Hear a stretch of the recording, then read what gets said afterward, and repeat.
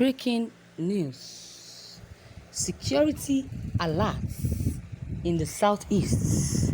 Here is why Nnamdi Kanu's ESN must be held responsible. Source reports. I have watched with great concern as the security situation in the southeast gradually degenerates to alarming proportions. Recently, the brazen violence that was visited on Owerri, the Imo State capital, leading to the release of over 1,800 inmates from the Owerri Correctional Facility.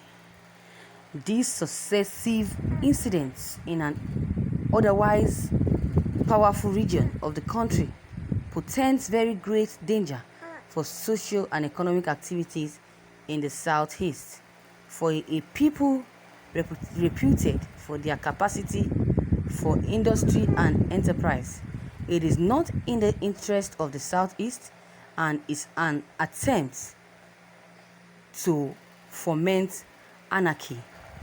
To that extent, I roundly condemned it and joined the community of well-meaningful Nigerians to call on the authorities to do everything necessary to restore peace in the region and apprehend the persons or group responsible for the disaster acts.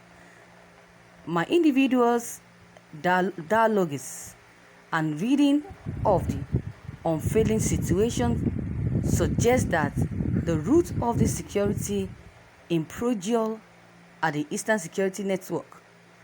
This is an militia set up by Nnamdi Kanu at the instance of his proscribed Ipob.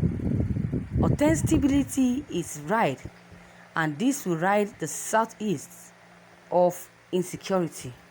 My further probe of the crisis further reveals to me that whereas both root causes linked, the latter presents patent signals of a more sinister or even interior inspirations while riding on the farmer. This is because we are the ESN and we claim to be fighting in defense of Igbo land to avert alleged Fulani denomination. It persecutes same along the larger ideological goals of its parent body, Ipob disclosed. Of course, ample evidence abounds to support this viewpoint, as we have seen and heard reports of unmitigated violence being meted on Fulani settlements across various parts of the southeast at the instance of the ethnic militia ESN. While the state regions are entitled to protect their territories under our constitution, and it is equally expected that same must be done in an atmosphere of decorum and also keeping with best practices on security. I believe that it is in line with this thinking that the leadership of the Yoruba nation through their various state houses of assembly sets up the Amotekun, a regional security network tasked with the mandate of providing security support services, intelligence gathering, and also operational assistance to the police in the region with the view of meeting its peculiar internal security problems. Few days ago, I watched with admiration as the governor of Ogun State, Dapo Abiodun, inaugurated the state Amotekun Corps in a well-attended event at the Akkad Group, Oke Mosun, Abeokuta, with clear admonitions on their bandits and expected code of conduct as well. Nobel laureate Prof. Wole Soyinka, who has decorated as super marshal of the Amotekun Corps, was also on hand to admonish personnel of the outfit, threatening them with the words of Ogun the gods of iron, should they abuse the privilege of their uniforms. In the southeast, however, we have a totally different situation in place. There an ethnic militia by the flattering name of ESN and Ipob sentiment, and have found a verifiable window to level their ethnic agenda and claims in ethnic nationalization, in also disgust of safeguarding the region as well. Their modus operandi easily gives away their ideological leaning and overall on patriotic objects. We have seen this in the barefaced attacks on state structures and institutions, as well as sometimes unprovoked attack on northerners leaving the region. We have also seen it in their vanguard language and its heroic against the people of President Muhammadu Buhari and also Buhari itself.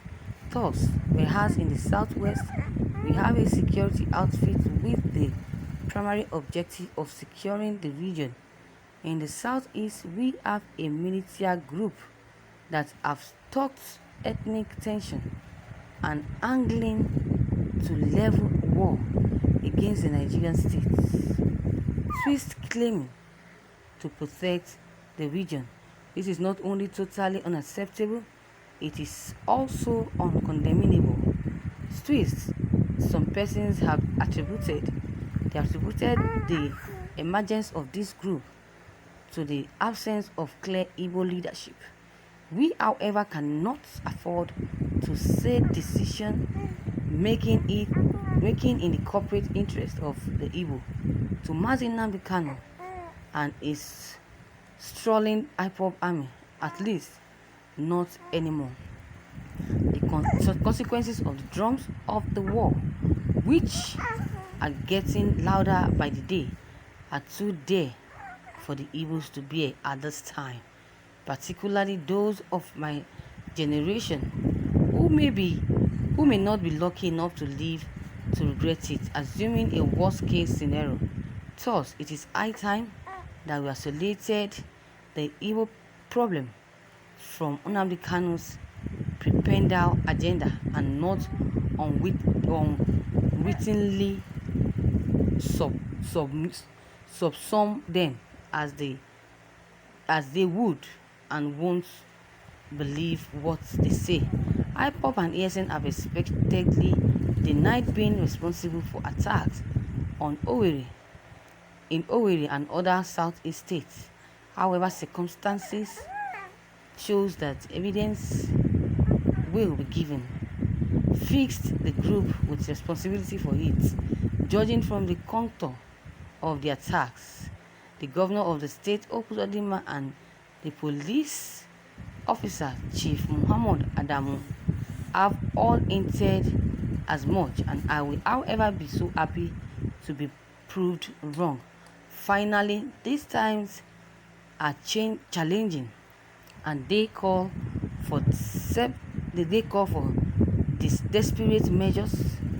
A substantial part of such measures consists in a clear leadership which must proceed from the top. Accordingly, I call on Igbo political, religious, and traditional leaders to convene a state of the Igbo nation to discuss the degenerating situations across Igbo lands and provide clear directions on the way forward before it's too late.